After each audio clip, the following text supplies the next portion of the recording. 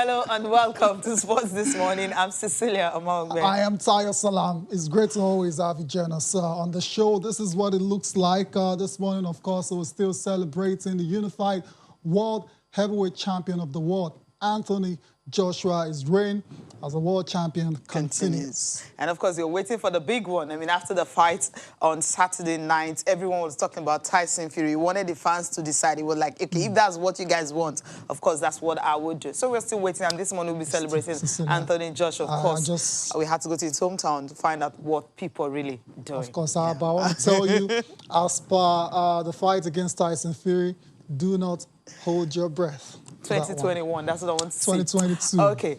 2023. 2021. Boxing politics, Cecilia. All right, also on the program, well, we're not celebrating one team this morning. It's Arsenal again in the Premier League. Champions League, Europa League, beg your pardon. Europa League, they had a fantastic run. They had the best record, you know, when it comes to the group stage. But then they cannot translate that into winning in the Premier League. And for the fourth time since this season, they suffered consecutive home loss. That's never happened. The last time it happened was 76 season, like a long time ago. That's never happened to Arsenal. But right now, they're having their worst start to the season. How many losses already? 7 this season. So not a good one for Arteta. Of course, for the red card collected, yes, there's a 6th time or 5th time you're having, you know, since Arteta came on, you're having a player being sent off. Yeah, 6 times. All the records are just piling up for Mikel Arteta. All the records that are piling up are not good records. We'll talk more about this one later. A lot of unwanted records, you'd say, for the Arsenal.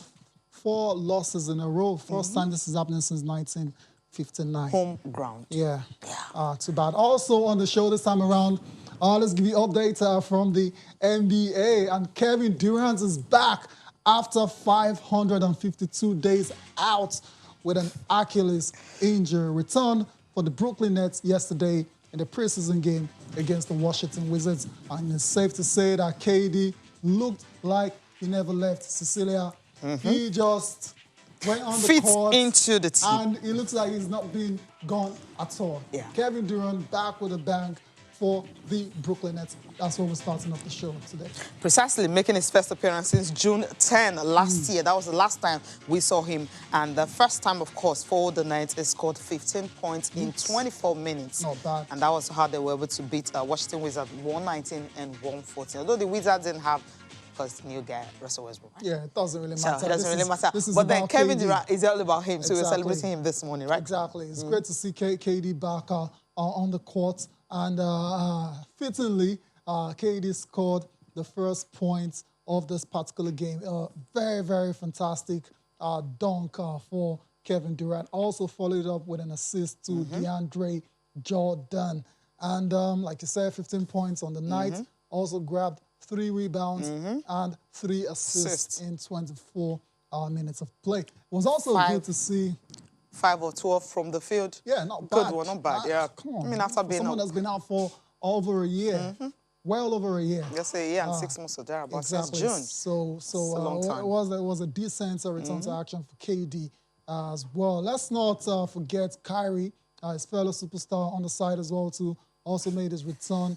He hadn't played since February because of different kinds of injuries.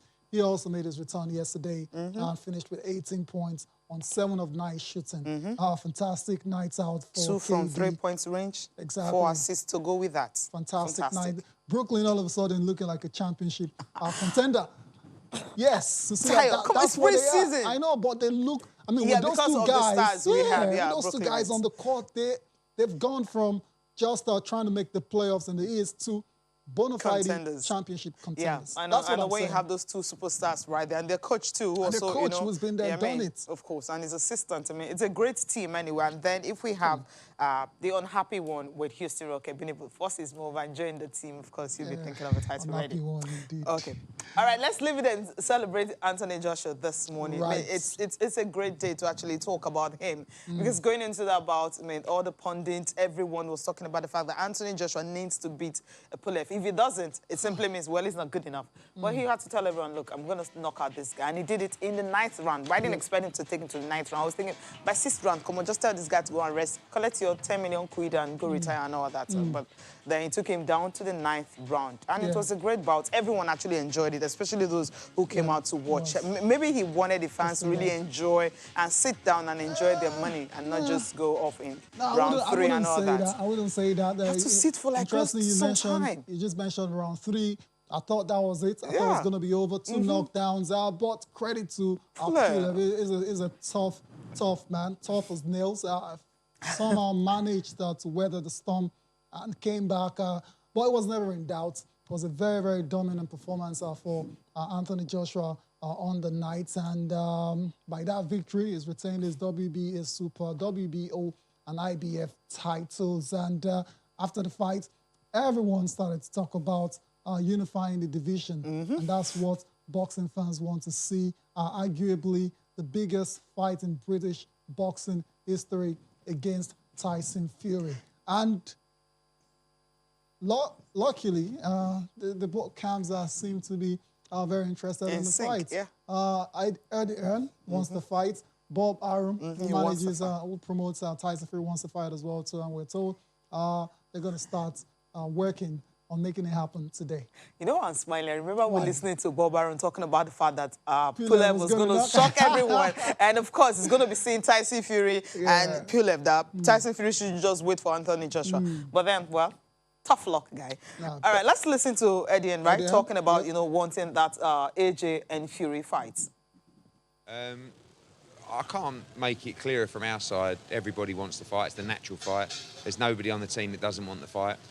I think that sometimes you let emotions get in the way of screaming and shouting and calling out fights. And AJ's not the kind of guy that's going to scream and shout people's name. We know he wants the fight, of course. I'm going to keep stum and just tell you that it's my job to deliver that fight next, and I'll do everything I can to deliver it. And we should start that immediately. Okay, they start working on that immediately. So we are waiting, just anticipating the date. But then there's a clause somewhere because Deontay Wilder wants to. Deontay Wilder wants the fight. Or I mean, what's the case with the courts then? Yeah, there's a mediation going on for Deontay Wilder wants to enforce the trilogy. That's just one of the several hurdles. One of the several that they have to cross. Okay, one. That's one. Number two is Usyk. Usyk is the mandatory challenger for the WBO belt. Of course. And he said recently he is not willing to step aside for any unification bout between AJ and Tyson Fury. Of course, you think perhaps it's all business. They can manage to convince him with a few quid in his account.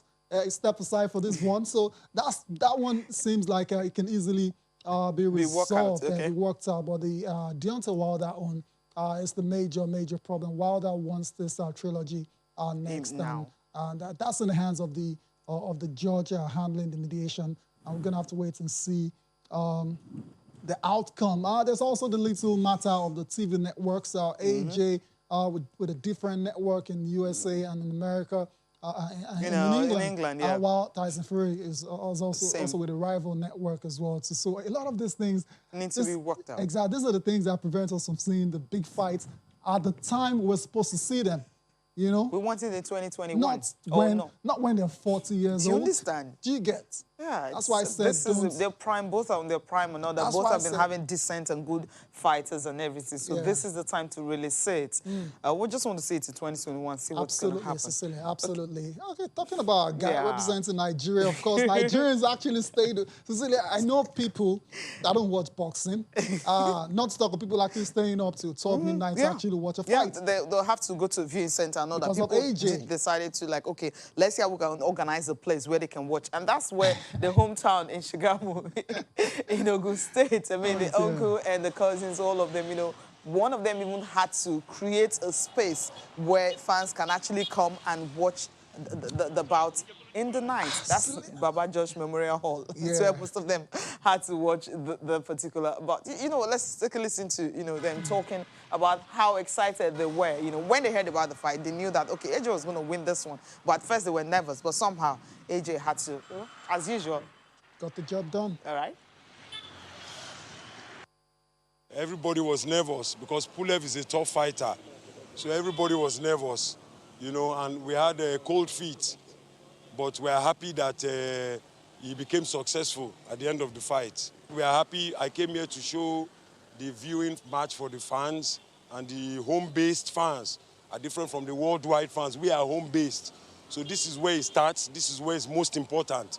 Even to AJ himself, this is why I always try to make sure we show it to the people in Ijoku here. So everybody was excited, and everybody had fun until this morning. As you can hear from my voice, I have not even slept because it was so much excitement and so much screaming. Very happy. Even I don't used to drink. I drunk. I get drunk because I'm very, very happy. Very, very excited. This is our own glory. The glory of late Papa Adebambo Joshua, and the glory of Shagamu, and the glory of Ogun State, and the glory of the whole Nigeria. Yeah, no matter what anyone would say, when it comes to Anthony Joshua, just forget it, Ogun State. I mean, they're like, okay, he doesn't drink, but he got drunk because of it. Just imagine when you have the bout between Tyson Fury and Anthony Joshua. Both England and Nigeria, everyone would just be watched with celebrations and all that. It's really huge and great. I mean, something really remarkable like this, everyone just wants to identify with it. And I love the fact that Anthony Joshua doesn't shy away from where he is from. He always wants to identify with his people. He's a proper Niger boy. Yeah. You see it in everything he does. I know his favorite meal. Exactly. He lets us, everyone know his favorite meal. You know, carries the flag wherever he's going. We saw pictures of that as well. It was all around a great Saturday night, stroke Sunday morning for a lot of those fans in Shagamu. I mean, that's their hometown hero. And it was good to see them come out to actually watch out the bout. And luckily, expectedly, ended in the victory for Kubrat Pulev. I think that's pretty much earned his retirement. That should bonus. Be it, yeah. It's past his prime. It's 39 now. I don't see him hanging with any of the current heavyweights in the world right now. Definitely not with Joshua or Tyson Fury. No, Deontay Wilder as well. He doesn't have anything that anyone's challenged for. Nothing. He didn't bring anything. It was just a mandatory challenges. Yeah. So, I mean, and he just brought his chin to the fight. But fair play to him, though. Chin seems strong. Very strong because, I mean, that third round, I thought it was out. That guy is really strong. I mean, he's not called the Cobra for nothing. Yeah, the Cobra. So, I mean, but then Joshua had to, like, tame the Cobra. Yeah, so the Cobra, he didn't have any.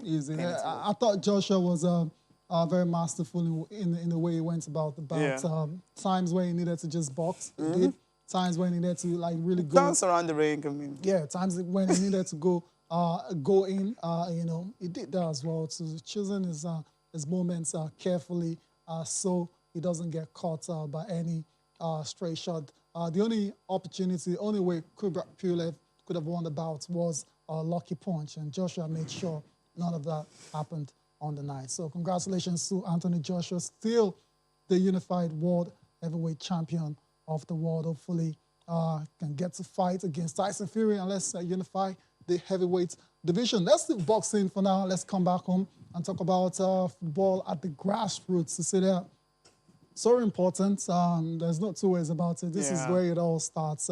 Before you go on and become a professional or star, you've got to play at this level. And that's what we saw over the weekend at the Dominion Cup. Yeah, interesting. I mean, they had the under-15 and also under-20 championship and all that. But the under-20 got our focus this morning because you had some stars you're looking at. They play good football and you're like, okay, they're still playing at a grassroots level because not everyone can actually get to get into clubs. But with this, it's tough. Yeah. But that's it.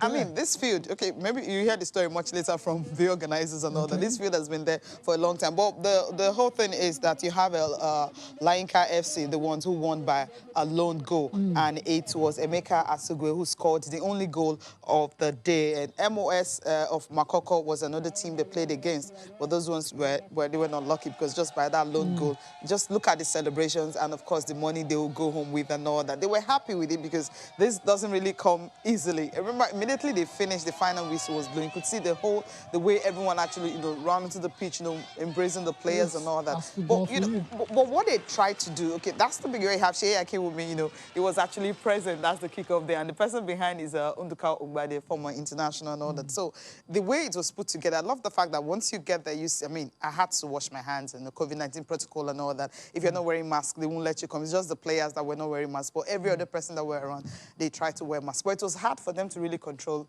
the crowd because almost everyone around that Ebute Metta area, Evans Square, they all came, into the field to try and see this footballers play.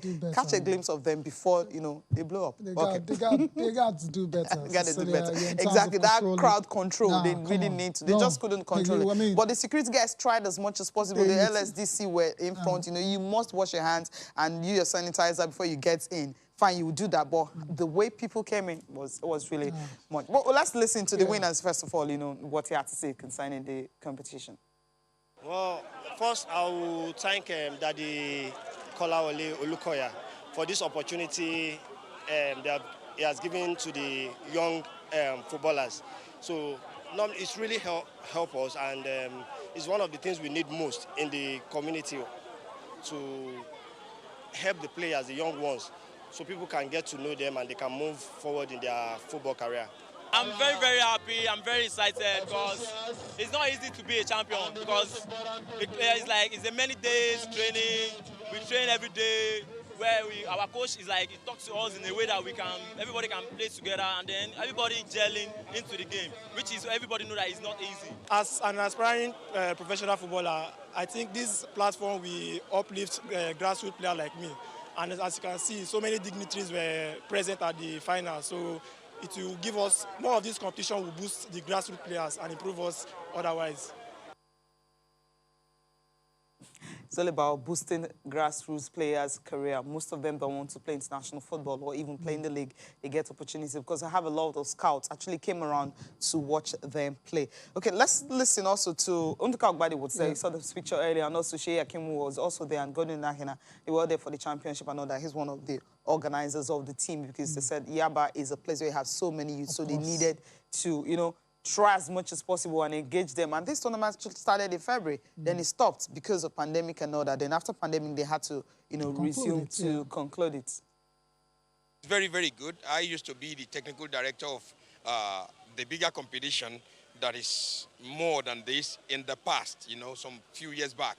And it's been a very, very wonderful thing that Dr. Lukoya, the GO of MFM, has involved the youths in. And with this, we've done so many things in the past, and as at the present, what Godwin is still doing is quite wonderful because in recent time, when we see most of what our youths are involved in is very, very bad, and we have to arrest the situation and try to give them an opportunity for greatness for the future.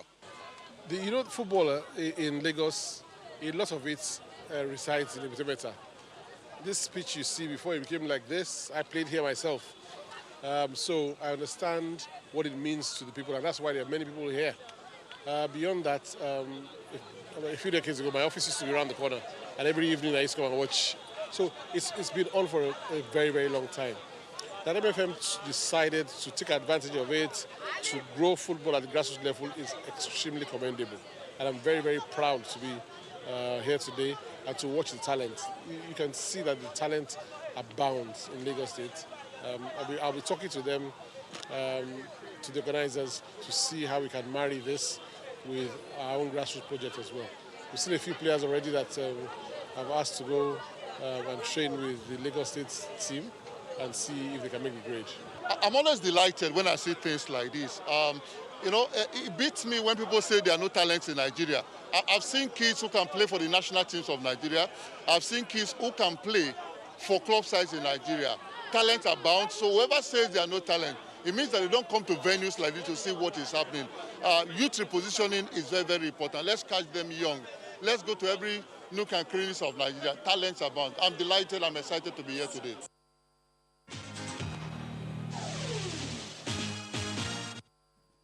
Welcome back. Okay, you guys can talk to us on our Twitter handle. What you think about Arsenal? I mean, everyone has been talking about Arteta is not having a good time. Should he be fired? Should he be given the time and opportunity? You should really see if he can steady the ship a little bit. I mean, especially his performance, Europa League, which was good. But how will he be able to translate that to the Premier League? That's a big question. Burnley happens to be a team that haven't beaten Arsenal. That's the first win at the Emirates. So they haven't done that before. And this winning. And their captain, Aubameyang, I mean, gave them that goal. Fantastic. Just imagine. Granit Xhaka, fantastic header. He hasn't scored, in how many games now? Yeah, 11 games. 11 games he hasn't scored. And this is their 12th game of the season. And, of course, he gave them... kind of gave Burnley the win, right, so to speak. But tell us about Arsenal also this morning. Anthony Joshua, I want to see Tyson Fury and Anthony Joshua in 2021. What do you want to see? Do you want to see that fight in 2021, or you want to see Deontay Wilder and Tyson Fury sort out their trilogy first before we see that bout? So talk to us this morning. Of course, grassroots sport development. You've seen pictures we've shown concerning grassroots sport development. How can they take it further to ensure that all the talents we have here can really be harnessed? And when the Flying Eagles go out, you'll be, happy that, yes, they won't just fly out and walk home after the group stage. Fly out and crash out. And crash out. Yeah, fly out and crash out. Tire your weekend. But then let's go to Bagada and talk about, let's go to the competitive creative championship this morning. That's another, more like a grassroots sport. But then, league is off. Yeah. But then the nationwide league players, they are not the team. They are not just folding their hands and waiting for the NFF and LMC. Yeah. All they're doing is trying as much as possible to, get themselves busy. Stay busy. So this is match day 5? Match day 4. As a matter of fact, we were seeing pictures already from the match between Bagada FC and Igomu FC. But before then, let's quickly just go through the results of match day 4. Games that were played over the weekend from Friday till Sunday. Imperial FC lost against Remo Stars. That was a 3-1 win for Remo Stars, while Valiant FC defeated Emidio by 3-1. Bagada and Igomu played out a thrilling 3-3 draw at the Agege Stadium. We have more from that game later on. Last but not the least is Dino SC with a 1-0 win over Ijebu United. And like Cecilia said, these guys have been on break, enforced break, for a long time now. Then add the COVID-19 to it. They don't know when they're going to play football again. So they decided to create this championship just to stay busy so they don't get too rusty. It's been very, very interesting. Cecilia, let's see pictures from Agege Stadium where it ended 3-3 between Igomu and Bagada FC. Cecilia, this is great. Yeah, it's great. I mean, I love what I'm saying. I love the quality of the game and play and all that. The way, the Igomu had to come back, fight back, and all. They just didn't want to give it away until the very final whistle. And that's what you see in good football and all. These players, the fact that, look, they're not just folding their arms, as you mentioned. I mean, since December last year. Was it December or something? Some of them just play like 2 games and all, thinking, when is it going to start? But the Nationwide League, even with MPFL, once MPFL starts, we know all others will start. Once MPFL starts, we know the NNL will want to start. Then, of course, the Nationwide League, which is the 3rd tier of Nigerian football, they also will want to start. But in the meantime, while waiting for it to start, that's why you have this the Creative Championship, home and away basis. So they've been able to organize this. And if they can do this, simply means, football can start. But then the criteria that have been given to MPFL clubs and all that to follow before it resumes is so high, so big that some of them can't even afford it. So that's why some people are like, okay, you know what? Why not just allow us to maybe play, if it's just 4 or 5 teams that you have, but you can't do that. You need up to 10, to actually play league game and all that. We hope maybe about 10. All taking penalty there, coming from the striker, Peter Idema. Peter Idema scored a hat-trick. Scored a hat-trick on the night, but unfortunately at the end of it all. Just 1 point for the home side. You can understand they're very, very disappointed this morning. Let's take the post-match thoughts coming from the Bagada FC camp. It was a very tough game for us, and I'm actually happy I scored a trick. It wasn't easy for me. It's a team effort. It was a team effort, and it's a mixed feeling for me. We actually drew the game. It wasn't a good one. We should have won the game, but still game on. We're hoping for a win in the next game. Yes, we actually play better. We create more chances to score in the first half. We didn't convert our chances. In the second half, I took the chances. I scored 2 goals, making a trick. But it's a game. It's a game. We drew the game. Well, it's a result that we are not happy about, There are some positives from the game, Having gone up 3-1 and just 20 minutes left in the game, we considered 2 cheap goals. And at the end, a 3-point for us became 1 point. But the positive from it is our striker scored a hat-trick. And it's good for us that our attackers are now converting. But the bad thing is we're going home with a point. It was a tense game. We just have a lot to work on going forward. Guys, Jide Akinyelu Yeah, there. Bagada FC manager disappointed. 3-1 up. Somehow they managed to capitulate. bungle that result. But one point, it's not the worst. But you can understand why it feels like 2 points. Yeah, dropped. when you're playing at home. Yeah, at home. Especially when you're 3-1 up. I mean, don't be super because you know how don't do that. How hard I'm still suffering from the heartbreak. Goalkeeper Until I get 4 goals without anyone coming in, I'll be happy. Yeah, but for goalkeeper now, had a bit of a mare in that one. Tried to dribble and lost the opportunity. And what was he thinking? Yeah, what was he thinking? Even Alisson can't even do that. Ederson can't do that because some guys feel they're so good, but sometimes it backfires. Just play safe. Play safe, and if you're not a ball-playing goalkeeper, don't try it. Just put it. Don't push yourself. Just put as it. I mean, kick Put and it. follow. Yeah. It's the best form of football, especially when you're in a particular situation whereby you can't control it. Exactly. You're not patient enough to really hold on to it and all that. It's hard. It's difficult. We know how difficult football is. We know it's not easy, but then just try and make it simple. All right. Let's talk about the English Premier League right now. The other camp as well. Yeah, go to the other camp. Yes, we're just in a hurry. Yeah. I mean, Igomu, of course. They're happy that, yes, they were able to, get a point from that game. Well, it was a good game for the both sides.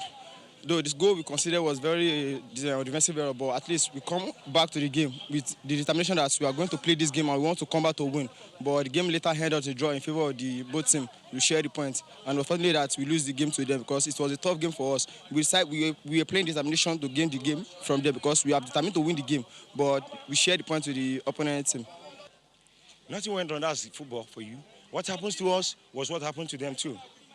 We feel relaxed and they were able to pick up. But we got it. We still have up to 20 minutes before the end of the game while they were leading. And we make use of our chances. Had it been we won the game, I'll be the happiest living thing on the heart today. But still big up. I give it to them also. Okay, I mean, you just have to love that cuisine because sometimes you got the point. So it's a good one, being able to score 3 goals. So it simply means you can always bounce back, no matter how down and out you are. Down and out, you can bounce back.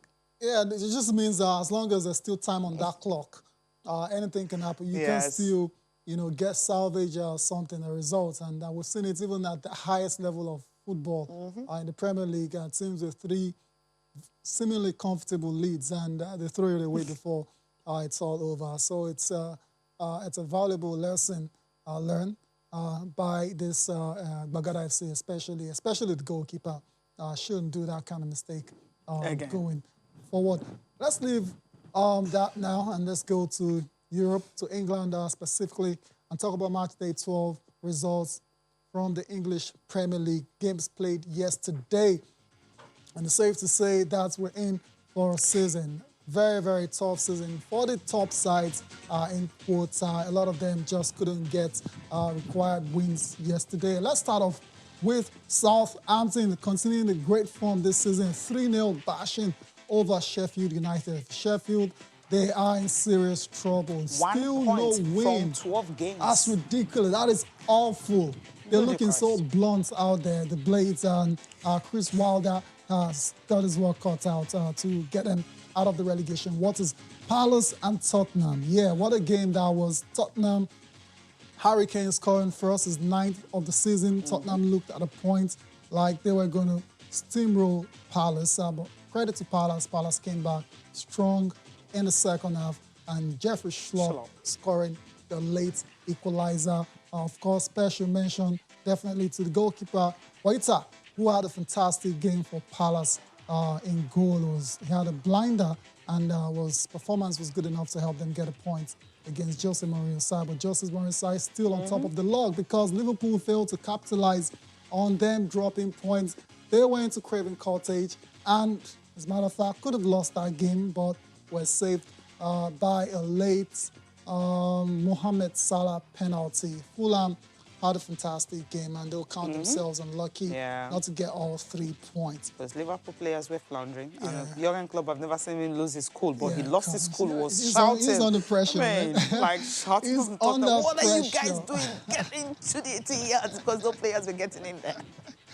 Arsenal, goodness gracious, Arsenal fans, Cecilia, they are not happy this morning because I know a lot of them. They are woeful, their awful form continues this season, losing at home against Burnley for the very first time. This is their 4th straight loss. And their captain actually gave them that loss. Since 1959. Yeah, their captain gave Burnley the win and gave Arsenal the loss. How do you... Yeah, it's just sad what is going on with the Arsenal right now. We will focus more on that game later on. Leicester, fantastic 3-0 win over Brighton. Okay. All right. All right. No, talking about Arsenal, yeah. Before we talk about Arsenal, let's see pictures. Tottenham and Crystal Palace and all the Harry Kane you mentioned. Harry Kane has 9 goals. 9 goals, yeah. And how many assists? 10? Definitely more than 10. I mean, definitely more usually than 10. when you're talking about assists, you talk about Kevin De Bruyne and all that. But then it's Harry Kane. He's a striker and he's also assisting. That's why I said game is evolving. If anything happens to this guy, Jose Mourinho is in trouble.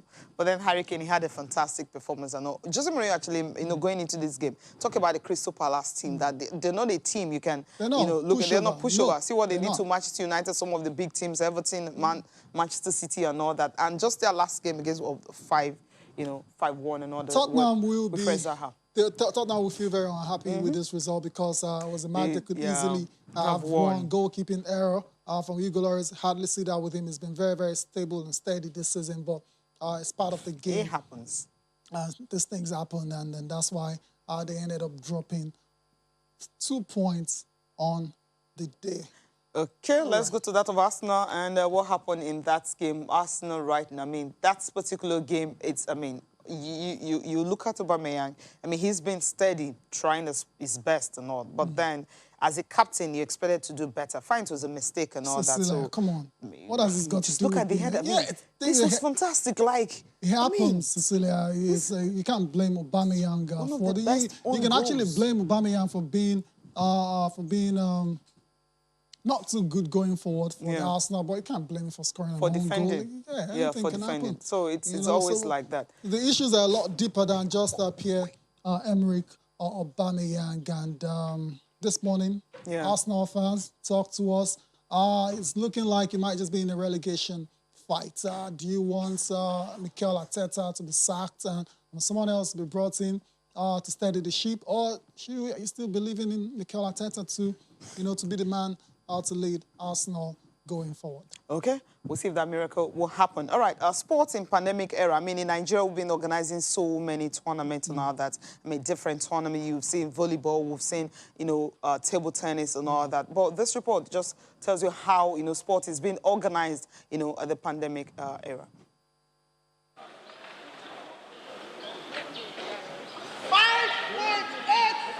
It's been 5 months since Nigeria's sporting federations were given approval to restart activities.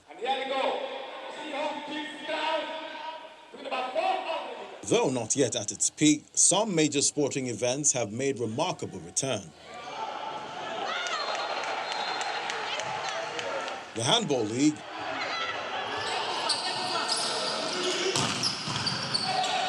Volleyball Super Cup, Athletics Championships, Table Tennis,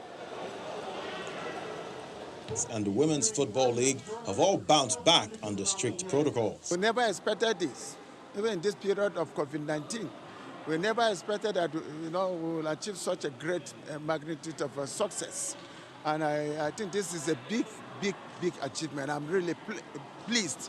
Despite this successful return, the National Sports Festival, a major event in the country, has suffered huge setback as there appears to be no compromise between host Edo State and the Presidential Task Force on COVID-19. Over the past weeks, discussions have been held about the safety, issues pertaining to the National Sports Festival, scheduled to hold in Benin, Edo State.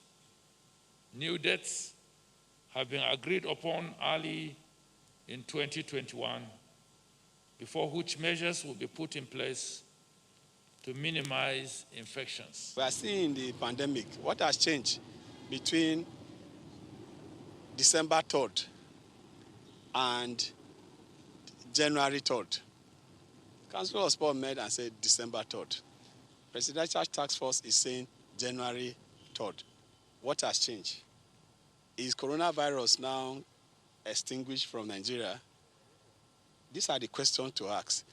Sports enthusiasts, however, believe hosting successful events in the pandemic is achievable. The most important is the fact that every body keeps to the guidelines that have been laid down. It is very important because it will not be to anybody's joy to hold a tournament and then you find a problem or having to look for people around or try to find out if the cause for people getting COVID is from that tournament. Practicing social distancing, wearing your masks, constantly, sanitizing your hands. With the multi-sport event now rescheduled for next year, many are hopeful that all parties will reach an agreement as the athletes are already looking forward to competing.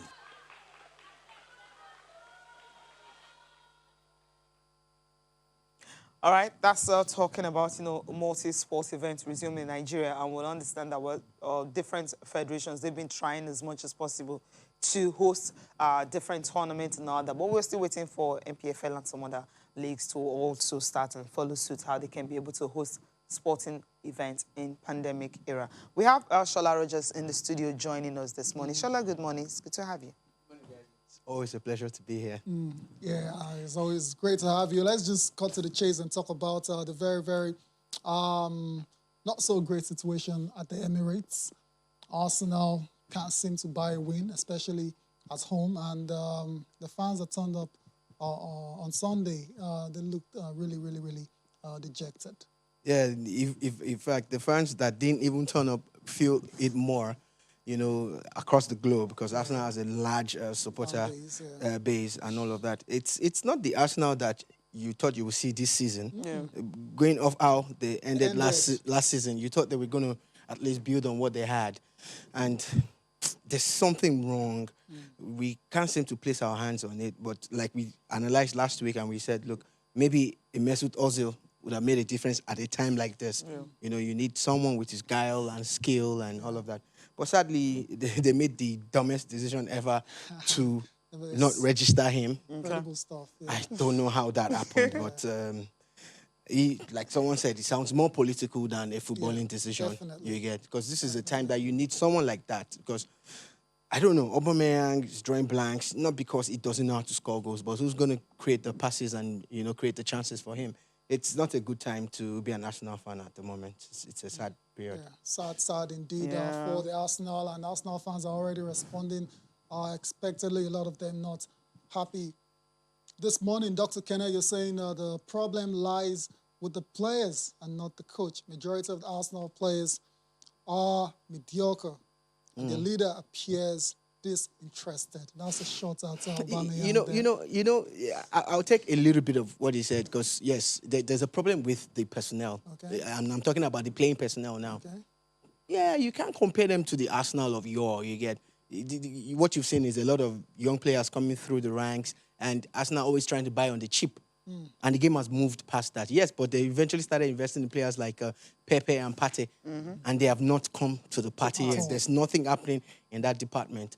But Arsenal still needs to invest more. If you really want to mix it with the big boys, you want to go back to being a top 4, top 16, you must spend like the top 4, top 16. Especially when you knew you were going to just put Mesut Ozil aside and you didn't bring in a replacement. There should have been someone to step into his shoes. Unacceptable. Let's go on a break. Yeah, we need to go on the break. When we come back, we'll talk about, Messi.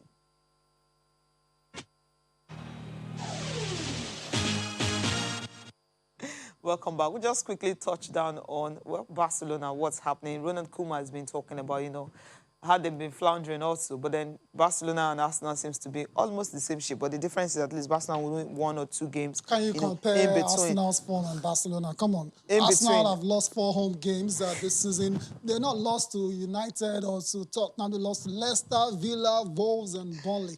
Anyways, Barca are struggling as well. That's your point. Yeah. Yeah, and we saw it again yesterday night. Sarah just is smiling because he's yesterday night.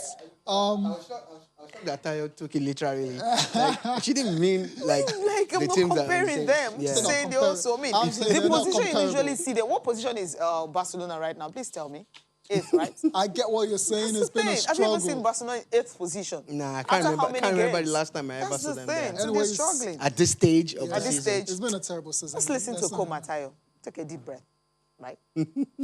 Know our situation in the league. We knew that with 3 games at home for this week, we need to win it, to have more points and to left a little bit the bad situation behind us in the league. And we did a good job today. It was difficult, but we deserve to win tonight. We will expect Real Sociedad is a really good team. It's a top in the league, and we need to do the things better.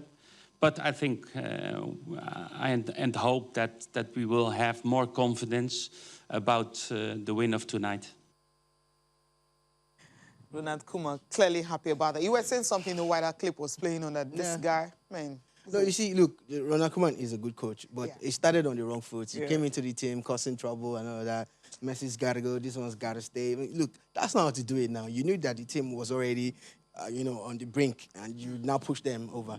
It's not a good season for Barca, and it might get worse at the end of the season. Regardless of how things happen now, Messi is most likely to leave, and a lot of people have not seen Barcelona without Messi. Yeah. A lot of people haven't. Some of us have, but a lot of people haven't seen him like that. It's going to be tough for them. It's probably going to get tougher. Talking about Messi, scored the only goal in the game, very late striker to help them get over Levante. I mean, struggle against Levante. And for Messi now, he's not scored 642 goals for Barcelona, just one more away from the record of Pelé, who scored 643 with Santos. Yes, look, there's no gainsaying it, and I fall into a category of people who like Ronaldo and Messi, you know. So I'm glad that he's also getting this record and all of that. This is a good time to be alive. This is a good time to enjoy great football, and Messi has shown us, at least at club side, why he is one of the greatest players of all time, at least at the club level, which is a big deal. Wow. Okay. Ty, we promised to read some tweets and all that. There are so many. Noble Flyer said, Nobleman said, Arteta should be given enough time. Yeah. I believe he will turn it around. And congratulations to AJ for winning in devastating fashion. Yep. AJ is back. And finally, my heart goes out to parents of the kidnapped boys in the cutscene, of course. Everyone just hoping and praying that those boys will be returned soon. I mean, he just mentioned AJ here. I mean, you were there when we discussed AJ and all that, the way he took down Kubrat Apulev. See, he said AJ is back. Yeah. Never left, though. He left. Yes, he did leave. I agree with him. Yeah. AJ left, came back, and now that we saw him against Pulev, bring anybody. I make bold to say it because we saw him fighting not like a heavyweight. He was fighting like it was a middleweight and everything. It was like pound for pound. In the heavyweight, look at the movements and everything. In the round when he dropped Pulev, it's rare to see 2 uppercuts in quick succession, a body shot, one to the head, and another uppercut.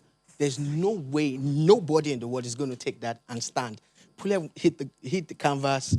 He got the mandatory count, got up mistakenly. He should have stayed down. Then the finest 1-2 I have seen in boxing in recent times was a boom, boom. It was gone. AJ is back, like you said. And the sad part is, I don't know what Fury is going to do about Deontay Wilder, but we need to see that unification bout. Yes. And I don't care, like he said after the fight, he doesn't care who owns the belt. Let it be Deontay Wilder, let it be Tyson Fury. We want to see all those belts around his neck, his waist, his everything, man. I'm just so excited. It was a beautiful weekend. Yeah. I had to go watch the fight all over again. Like, okay, yeah, this is fun. That was beautiful boxing. Yeah, beautiful. It was, Thank you. you I know? mean, I didn't see much of the blood and No. He fights smart now. Smart. Since he lost his belt, he put came in your back face with a and- different philosophy. He knows when to get hit. He makes sure he controls the fight. You know, but still, go back and watch that round. 2 quick uppercuts, one to the head, one to the body, then another uppercut. 3 uppercuts in less than. Come on. AJ is the man. It's awesome. It's awesome. I'm loving Anyways, him. yeah, congratulations to AJ. Again, so many messages. We'll try to take some of them before we go on the show. Chimobi Victor. You want to take Chimobi? Okay. Yeah. It said Pierre Aubameyang versus he have forgotten where the net is after extending his contract with Arsenal. So all those goals he was scoring before his contract extension was just for him to get a new deal from Arsenal. This life no balance at all. Come on, Chimobi Victor. I'm not going to put the blame squarely on Aubameyang. I won't do that. Ojumu Oluwafemi, you're saying I think Arteta is the architect of Arsenal's problem. Why will you freeze out Ozil and keep on sticking with players like Willian, Chaka, Bellerin, and the likes? Okay, Bosun said Arteta has broken all the negative records. 4 straight home defeats and they lost to Burnley Wolves, who last beat Arsenal 56 years ago, and the lowest points ever at this stage of the EPL. I hope he won't break another one. Yeah, we're hoping so. I've got a message here from, you're Bolarinwa, you're congratulating Anthony Joshua. He has improved significantly from his last fight, and he can only get better.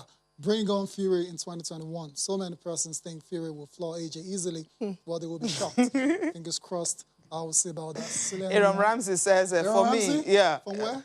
Okay, from Nigeria. It's good morning. He says, for me, Arsenal should exercise patience with Arteta right now. Patience is the key right now. I believe they will bounce back soon. Yeah, I told that. You like the patience? You have to give him time. You have to, and you must buy players for him. You can't keep competing with all these guys and expect to always come out tops. Okay. Wow. Dams Olado, he says, honestly, I think Arteta should be sacked. Since Aubameyang got that contract, he has just been awful. Arteta has lost control of his dressing room. Last week, I said I was devastated when the under-20 lost to Ghana. Now you can see why we are going nowhere. I'm sorry. AGK is you're saying Arsenal are my 3rd club in England. Really? Chelsea and Tottenham? Okay, but I still feel for the supporters. However, the club must deal with disciplinary issues first. 2 more red cards than any other club. How do you have 3 clubs in one league? I understand. This is very interesting. I respect you, sir. I respect you a lot. It's better. His heart is always broken. The funny thing is, all those teams are in London. So he's a London boy. How is it possible? He's a London boy. So, like, okay, if Arsenal is not winning titles, Chelsea should be winning and all that. Really? How do you like Tottenham and Arsenal? It's impossible.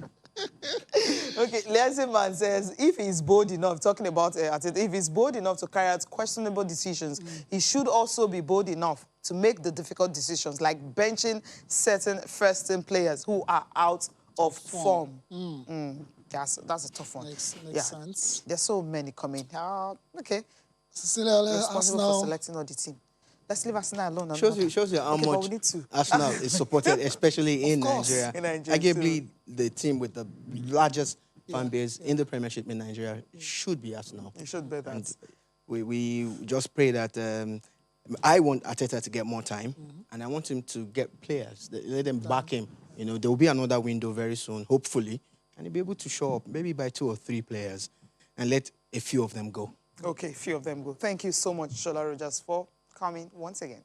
Thanks for having me, guys. Appreciate your time. Thanks a lot. All right. Thank you for watching. I'm Cecilia Mogbe. Have a great day. I am Taya Salam. Enjoy the rest of your day.